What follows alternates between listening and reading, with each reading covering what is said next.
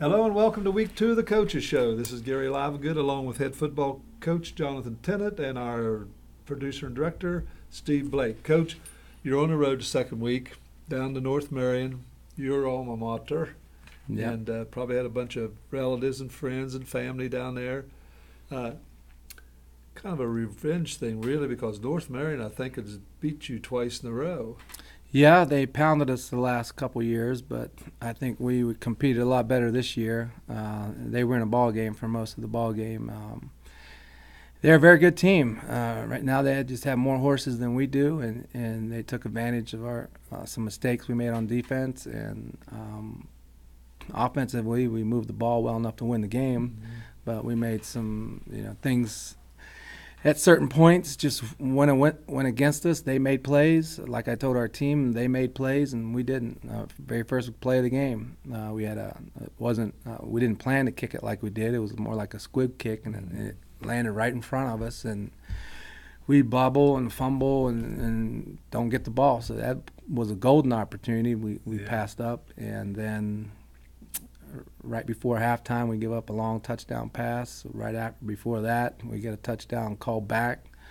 So if you take away a couple plays in that game, and we win the game, but the score is not indicative of how hard our kids played and how close the game was. You know, North Marion, again, is a Big Ten conference school, Double A, and it's just at kickoff, I saw a kickoff rolling down there, and I saw one of our couple white jerseys running. I thought, we got the kickoff.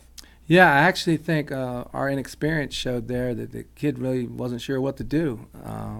We got to do a better job in those situations. We're going to adjust our practice schedule, talk about situational football, plays at the end of the half. Some of the kids just don't know the rules, so that's a free ball. Yeah. Once it goes 10 yards, that's anybody's football, and it was right there for the taking, and we just didn't make the play, and that was kind of the theme of the night. They made plays, they caught passes and recovered fumbles and their own fumbles, and we didn't. So we got to do a better job. What I told them is somebody's got to step up and make a play. And North Marion, quickly, 2 touchdowns. Malcolm Boy, the quarterback, ran a nice run for a touchdown. We've run 3 and punted, and they come back and threw that long pass. In 7 plays, they were up on us, 14 zip? 14 zip. I was proud of the way that we hung in there. We came right back and scored, I believe, to bring it within 1. Big plays. They had big plays that killed us. With that offense that they run, they're so sound that they execute perfectly just about every play. And if a couple of our kids are undisciplined and get upfield, they're going to run it right underneath of you, and that's what happened on that long touchdown run by the quarterback. You had good ball security this week. You only fumbled 1 time, but you had 9 penalties, and a couple of those really hurt you. Yeah, I was real proud of the offense. They didn't fumble at all. We fumbled on special teams at the end of the game. But as far as the offense goes, they made a huge improvement, especially our quarterback. He really protected the ball all night. And penalties, they played a factor in this game, especially on defense. We just had inexcusable penalties, things that should never happen. And we're going to make some changes in those positions and don't let that happen, beat us again. Coach, sometimes your impact players on defense were not getting the job done. Yeah, you could say that. We're talking about impact players that in certain positions that if they don't do their job, it puts everybody else in a bind. And so we're making some adjustments to that because our impact players are probably not going to play this week because of injury, and so we're having to adjust our defense, and because we know what Greenbrier East is going to do. They're going to try to get to the outside on us like North Marion did, and we've got to make an adjustment there. We don't have the personnel to play the defense that we want to, but we're going to not make any excuses. We're just going to coach them up and change the scheme a little bit, put them in a better position to be successful. The defense has given up 68 points in the first 2 ball games. Again, We know that game one, there's a lot of fumbles and things going on, but you've given 68 points up in the first 2 ball games. Yeah, that's why we're changing the scheme up a little bit. Coach, okay. North Marion goes on and wins 41-19. They go to 2-0.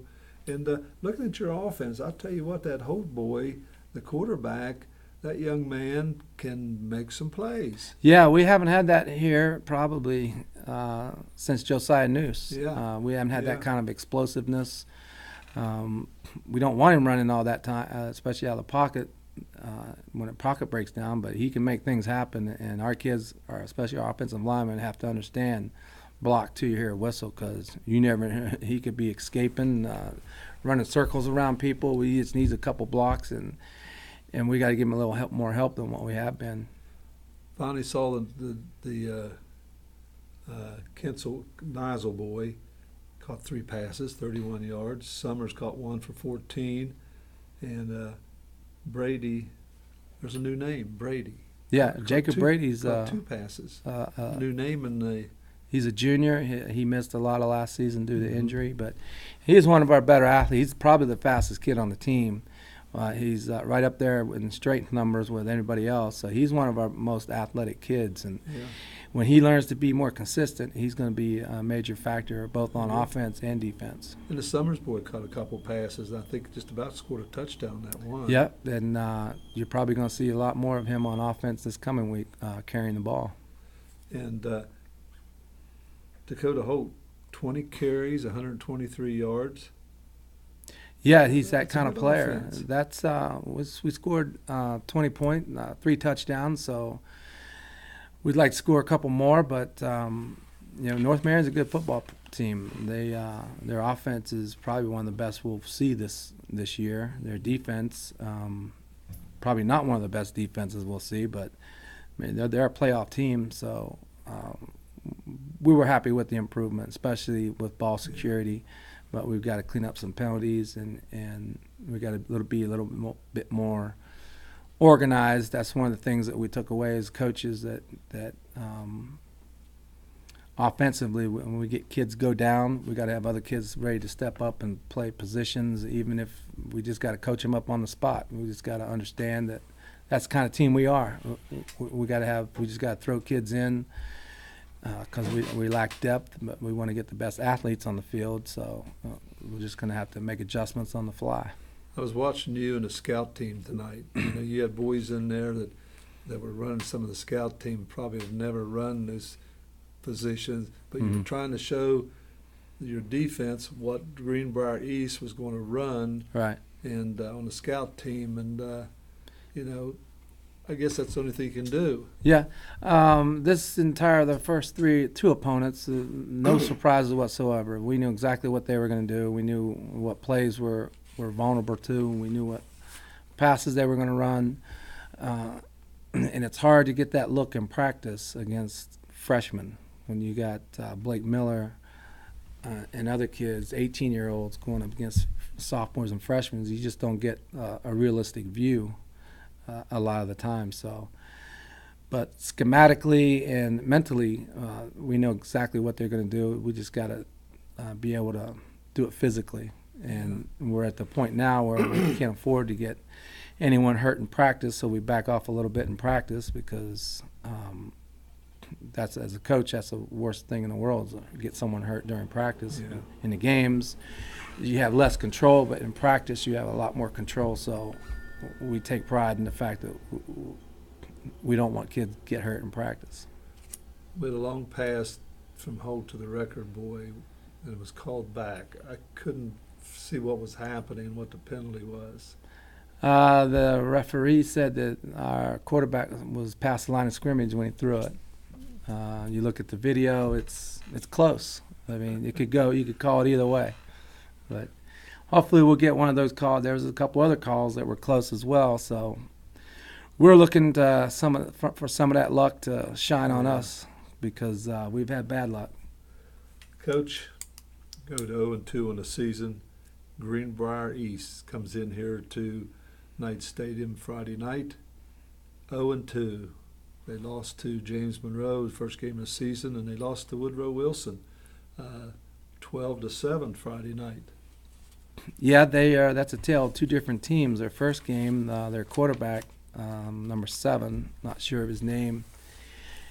They scored over 30 points, I believe. Hunter Wise. Hunter Wise, and he's out now. He missed the second game, so they had to replace him with number 12, Persinger. Yeah. He's their best receiver. He's probably an all-state candidate at receiver, but due to injury, he's got to play quarterback. So that's good news for us, bad news for them. They only scored 7 against Woodrow, so they're struggling on offense, and we got to take advantage with our defense. So yeah, looking at the Persinger boy, the backup quarterback, number 12, 7 for 20 rushing, 7 for 19, and 4 interception for 109 yards. The coach Lee says, we got inexperienced people in there. We're young. We don't know what to do.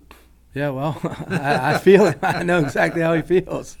That's the greatest challenge as a coach. I mean, it's easy to coach great athletes. If you want to prove you're a good coach, then you got to coach someone who's never played before and teach them every nuance of the game in a matter of weeks or months. And so that's the challenge we face, and that's the challenge they're facing. So I think it's going to be a close game. Hopefully our home field advantage will come through. We got some revenge to take upon them. We went all the way down there last year. They didn't treat us very nicely. So we want to do the favor back to them. Make them 0-3 on the season. Yeah. That 1-2 sounds better than 0-3 for us. They're not a very big team looking at the stats and looking at the weight and so forth on them boys. And again, quarterback, backup quarterback. Like I said, he played end. And Greenbrier East, the first game against James Monroe, I think it was over 300 yards that they gained offensively. But then Woodrow Wilson when this new quarterback came in, Woodrow Wilson just put the halts to him. Yeah, that's what, God forbid our quarterback gets hurt, but we will look like Greenbrier if our quarterback goes out because we've got some inexperience behind him. And we may do a lot of wildcat, which is basically what they're doing with their quarterback last week when their starter went out.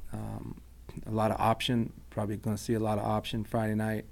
He will throw it. He's a gunslinger, but hopefully we can get some of those interceptions as well. Yeah, he threw 4 up to the other team last Friday night. So they're running a kind of a triple option, roll and pass. Yeah, judging from the film that we sent them, I'm sure they're going to try to get to our edge. That's what we've adjusted our defense for a couple reasons. One, like you said, we've given up too many points. 2, we're losing the edge too easily. 3, the kids that we had on the edge are not playing. So we had to make some adjustments and put the kids that we do have in a better position to stop that run. Yeah, and I guess, number 5, the running back, the Thomas boy, senior 5'10", 180. He's a pretty good running back. Mm-hmm. And looking at a couple of these other boys, the Piner boy, number 21, he gained over 70 yards last week against. Yeah, he's the one that worries me the most. He's a very good receiver. Number 21. He's got some speed. He runs good routes, good hands. He made an amazing catch last week. And then they line him up in the backfield they run a diamond formation. They run him at the tip, which is about 7 yards deep, and they have 2 blockers in front of him. Mm-hmm. So we got to stop him. If we can stop him at the line of scrimmage, we'll be in good shape. But if he gets through to the second level, he can make people miss. Coach, I know you're changing your defense around. Maybe you don't want to tell our audience or tell me strategy for stopping that triple option or the passing that Greenbrier East does. Well, first we're going to try to stop the edge. We made some adjustments against North Marion in the fourth quarter, and that seemed to help us a little bit. But their offensive coordinator, Mark Yoho, he recognized that a few plays later and made a counter move on our adjustment. So this week we're changing our defensive line a little bit, maybe going to a four-man line. and put more linebackers in the game so we can run to the edge instead of asking that defensive end to hold the edge all by himself, because what happened last week, he was out there by himself, and if he didn't hold it, help was slow to come. But again, you got a few injuries. This slogan, stay healthy, is kind of bit you again, because you got, what, 2 or 3 starters that may not play this Friday? Probably 3. 3 and 1 may be ready for game time. 2 defensive ends are probably out.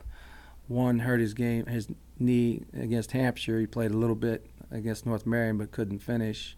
Yeah. Another one got hurt at work in a freak accident. He's in stitches, so he's out 2 or 3 weeks. And then our backup defensive end, he hurt his knee against Hampshire. He may be back, but he's day to day at this point. So at that particular position, we're a little thin. Good news, we're getting Jack Maria is eligible to play. He came late due to coming to school late because of illness in his family. So he'll be eligible, and he's ready to go. So he's going to give us a big boost on the offense and defensive line. Good. Well, Coach, good luck to you at Friday night when Greenbrier East comes in, non-conference. And, of course, they got, what, a 4-hour trip up here also? Yeah. Well, yeah, it's just as hard to get to here than it is to get to there. So I see the middle school, Coach Ringer in the middle school took it to Mountaineer Middle School out of Clarksburg last Wednesday night. Yes, they look very sharp. They got a good little team down there. They got an offensive unit that can move the football, and they're playing nasty defense. So, and they got a game coming up this week. Yeah, tomorrow night. The Westwood out of Morgantown. We really don't play Morgantown middle schools very often. No. It's interesting. Bucky Forbes, our secondary coach, defensive coach, his nephew is the starting quarterback for Westwood, so it kind of puts him in a bind. So that'll be interesting to see. Yeah. So tomorrow night, Wednesday night, I think 6 o'clock, the Westwood. 6 or 7 o'clock? 6 o'clock. Yeah, 6 o'clock. The Westwood Middle School out of Morgantown comes here to Knight Stadium. So come on up and watch the 1-0 Roseburg Squires take on Westwood. Coach, something else I wanted to ask you other than the middle school. But anyway, again, it's about staying healthy. Yeah. It's just a bugaboo that's bugged you for, the last 2 or 3 years? Yeah, the injuries happen. It's a part of football, and it affects us so greatly is that our numbers have been down the last 2 or 3 years as well. But I think we're on the upswing now with this freshman class, a solid group of kids, 15 strong. We'll probably add a couple more in the next few years. This senior group is about 16 strong. Key to that is just having more people to replace, and this middle school program is really helping us out. We probably have, I know one starter, Aiden Bischoff, is from the middle school program. He's starting on offense. He started the last 2 games, so it's starting to pay dividends, and we're looking forward to for the future. Yeah, I went over and watched part of their practice tonight, and their quarterback, Trevor Thomas, not only the quarterback, he's a kicker. The Gibbs boy plays tailback and linebacker, and I guess Coach Ringer said the Gibbs boy will put a hit on you if you come his way. And Todd Fraley, running back for the... Yeah, a lot of these kids are familiar to me because they come up in the wintertime and lift weights as 6th and 7th graders. So it's good to see them have success. I heard a lot about this quarterback. I remember him from last year, but he's gotten even better as an 8th grader. And the Jennings boy, about 6 foot tall, plays center, good. Yeah, he's a lineman for sure. He's a lineman through and through, and he's also a very good wrestler, so that's a good combination. Yes. So you got some out of the middle school coming up here to help you out next year. Well, make sure Friday night you come up early and see all the new renovations to not only the facilities, the dressing rooms, the press box, and some other things. Coach Is it, these going to be available for people to come in and look at Yeah, we're going to do that. I don't think there's any problem with that. It's our home opener. It's a youth night. If you have your wear your jersey, you get in free. That's for cheerleaders and football players. All they have to do is wear their jersey. Yeah, it's going to be exciting. Kids are really looking forward to it. It's been a long time since we played at home, and this is a football game that we can win. And the kids are on an upbeat right now. We had a team meeting today, and we still believe in each other. They believe in the coaches. The coaches believe in them, and the community believes in us. So we just got to go out and execute and play the best we can. Good. So again, Friday night, 7:30. Knight Stadium, Greenbrier East. 7 p.m. 7 o'clock? Yeah. 7 o'clock Friday night. Greenbrier East will be here in town. We owe them a little revenge from the last 2 years. No, just one. We just played 1 year? last Okay, year. last year. Okay, sorry. So anyway, come on up to Knight Stadium Friday night and watch the Preston Knights trying to get their first win of the season. So on behalf of Coach Tennant, Steve Blake, our director and producer, this is Gary Livengood thanking you for watching the Coaches Show.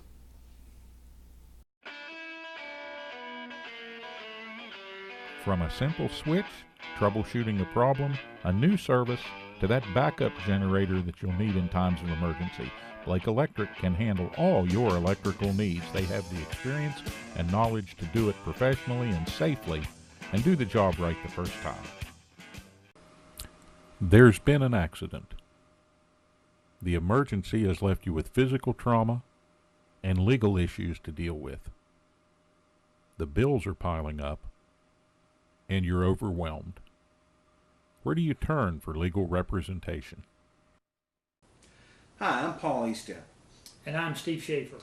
We're attorneys practicing right here in your home county of Preston. Centrally located on West Main Street in Kingwood, just across from McDonald's, the offices of Eastep and Schaefer are an easy drive from anywhere in Preston County.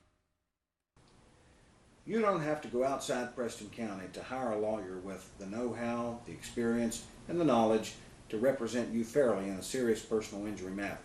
Call us at Eastep and Schaefer at 329-6003 or visit us on the web at www.eastepschaeferlaw.com.